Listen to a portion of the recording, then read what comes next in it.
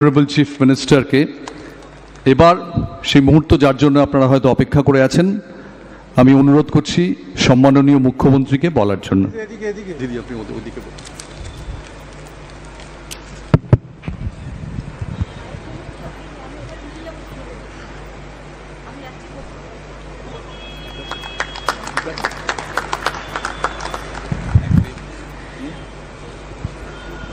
আমি সৌরভের পরিচয় আপনারা সবাই জানেন, নতুন করে আজকে ও সিএবির প্রেসিডেন্ট আছে এটা ওর পরিচয় নয়, ওর পরিচয় অনেক বড়, সারা বিশ্ব জোড়া, সারা পৃথিবী জোড়া।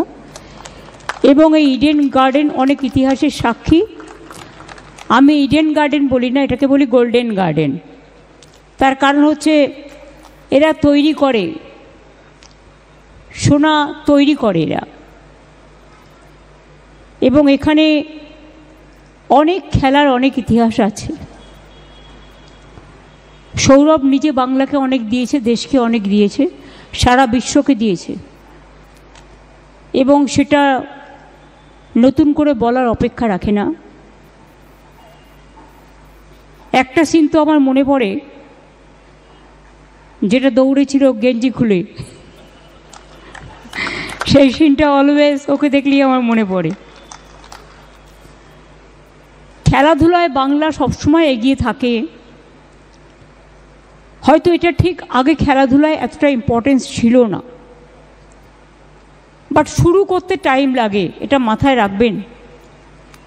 It's not that easy. আমার মনে আছে আমি 91-এ যখন ইউথ অ্যান্ড স্পোর্টস মিনিস্টার হলাম, আমার হাত দিয়ে নাইমুদ্দিন দ্রোণাচার্য অ্যাওয়ার্ড পেয়েছিলেন। ইভেন সচিন তেন্ডুলকারের যে কোচ ছিলেন আচরেকার, আমার এখনও মনে আছে, উনিও পেয়েছিলেন। সুব্রত ভট্টাচার্য বঞ্চিত হয়েছিলেন। দাঁড়ান, আমার বলতে দেন, আমার মনে আছে। সুব্রত ভট্টাচার্য অর্জুন পুরস্কার আমার হাত দিয়ে পেয়েছিলেন। এবং তখন সায়না আব্রাহাম থেকে শুরু করে এমনকি আমাদের বুলা চৌধুরী সাঁতারে আমার সাথে একবার দেখা করতে এসেছিল। অপ্রিয় সত্য হলো, বললে ওর ভালো লাগবে কিনা আমি জানি না, আবার বলেই দিই। তা আমি ওকে বললাম, ও বললো দিদি আমার অর্জুন চাই। আমি বললাম তোমায় দেবো একটা কন্ডিশনে, তুমি 8 মাস প্রেম টেম করবে না, 8 মাস কমনওয়েলথ গেমসে তোমাকে 8টায় 6টা জিততে হবে, তুমি নিশ্চয়ই পাবে। ও কথা রেখেছিল এবং সত্যি করে দেখিয়েছিল। আমার এই কাজগুলো মনে পড়ে।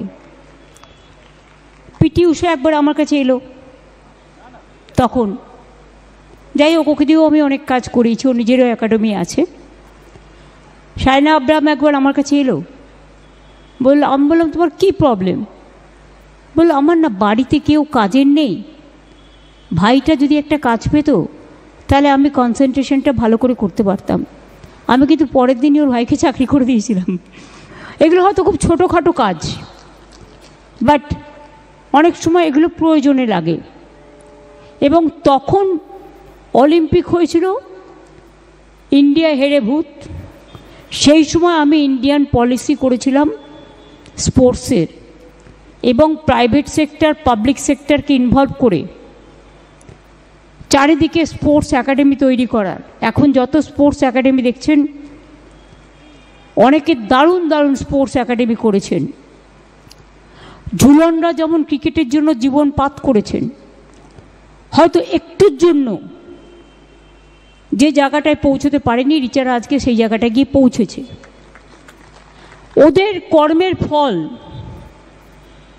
আজকে ওরা তৈরি করেছেন, এবং যিনি সিলেক্ট করেছেন ওকে, শ্যামা দেবী,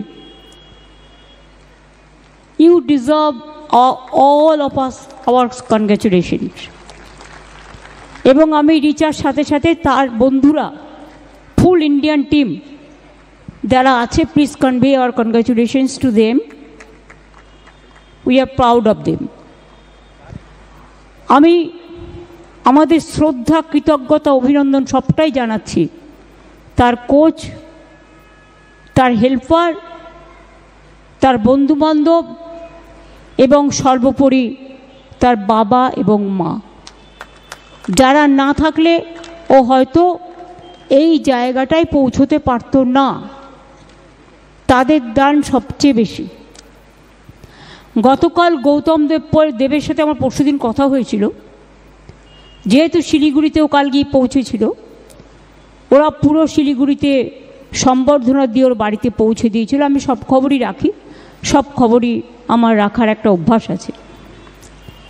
এবং তারপরে আজকে সৌরভ আমাকে গত পরশুদিন বলল ইন্টারন্যাশনাল ফিল্ম ফেস্টিভ্যালে যে আমরা 8 তারিখে করছি।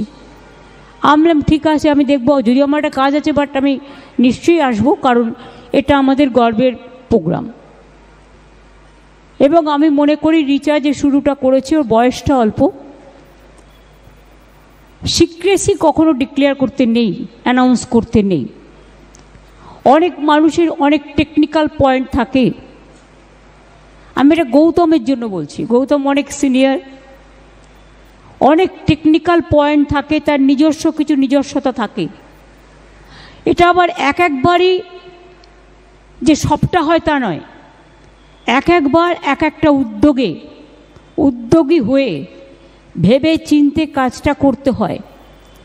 আজকে যে মেথডটা অ্যাপ্লাই হয়েছে, কাল তো সেই মেথডটা অ্যাপ্লাই নাও হতে পারে, তার জায়গায় আরও কোনো বেটার মেথড তারা প্ল্যান করবে নিজেরাই, আর যারা তাদের সাহায্য করছেন তারা তো অবশ্যই করবেন। এবং আমি ব্যক্তিগতভাবে খুব খুশি এবং উদ্যোগী। আমি চাই মেয়েরা আরও এগিয়ে যাক। আমাদের মেয়েরা ফুটবলও খেলতো ভালো, এখন ফুটবল একাডেমিও হয়েছে গভর্নমেন্টেরও। আমাদের মেয়েরা সুইমিংও খুব ভালো করে, ছেলেরাও। ক্রিকেট তো করেই। ঝুলন, তার হচ্ছে ঝুলন গোস্বামী স্ট্যান্ড, সৌরভ গাঙ্গুলির পরেই আমি দেখালাম, আমার চোখে পড়ল। এবং আর্চারি একাডেমি, জঙ্গলমহলের মেয়েরা, ছেলেরা যে কি ভালো করছে আপনারা কল্পনা করতে পারেন না। আমি বিশ্বাস করি একদিন বাংলার এই আর্চারি একাডেমি অলিম্পিয়ান হবে এবং অলিম্পিকে ফার্স্ট প্রাইজ নিয়ে আসবে। এবং রিচার সম্বন্ধে যে অ্যাডভান্স আমাদের এক্সপেকটেশন, আমরা এক্সপেকটেশন রাখব, কিন্তু মেন্টাল প্রেশার দেব না। তাকে আস্তে আস্তে এগোতে হবে। প্রথমেই যদি তার কাছ থেকে আমরা অনেক কিছু আশা করে ফেলি, ও যা করছে ওর মতোকে করতে দিতে হবে। তাহলে আবার চারিদিকে অনেক, আমাদের যেমন বন্ধুও আছে, শত্রুও তো আছে, অনেক সমস্যাও তৈরি হতে পারে। আমরা তো চাই, সৌরভ গাঙ্গুলির দীর্ঘদিন ইন্ডিয়ান ক্যাপ্টেন ছিল, এবং আমি, সৌরভ হয়তো আমাকে এটা বলতে বললে দুঃখ পাবে, কিন্তু আমি বলবো, আমি মাসে আমি একটু আউটস্পোকেন আছি, অপ্রিয় সপ্রত কথা বলে ফেলি, এখনও সেটাকে চেঞ্জ করতে পারিনি। আজকে আইসিসির প্রেসিডেন্ট কার হওয়ার কথা ছিল? নান দেন সৌরভ গাঙ্গুলি। যাই হোক, আজকেও হয়তো হতে পারিনি, কিন্তু আমি বিশ্বাস করি ও হবেই হবে। ওকে আটকানো এত সহজ নয়। আর রিচা সম্বন্ধ আমাদের এটাই, ওকে ওর ইচ্ছা পূরণ করতে দিন। আমরা সবসময় আমাদের হৃদয় দিয়ে, আমাদের উষ্ণ অভিনন্দন দিয়ে, আমাদের ভালোবাসা দিয়ে বাংলা বিশ্বজয় করবে এবং বিশ্ব সেরার দায়িত্ব আজকেও পেয়েছে। কিন্তু আরও যেটা গৌতম বললেন, গৌতম ভট্টাচার্য, সেটা আমারও মনে আছে। আমিও সেদিন সবচেয়ে খুশি হব দেখতে পেলে ফার্স্ট পজিশন, আর কিছু বলছি না। সুতরাং এর জন্য আরও লড়তে হবে। মনের শক্তি সবচেয়ে বড় শক্তি, মানসিক শক্তি। কখনো কে কি বললো, কে কি গালাগালি দিল, কে কি কুচ্ছা করলো, কে কি স্ক্রোল করলো, don't care. Better to ignore all this things. নিজের কাজ নিজেকে করে যেতে হবে এবং দুর্গমকে জয় করে where the mind is without fear and the head is held high, সেই জায়গাটায় গিয়ে পৌঁছতে হবে। আমি এটা বিশ্বাস রাখি, বিশ্বাস করি, এবং আজকে ইডেনের থেকে এই আওয়াজটাই উঠুক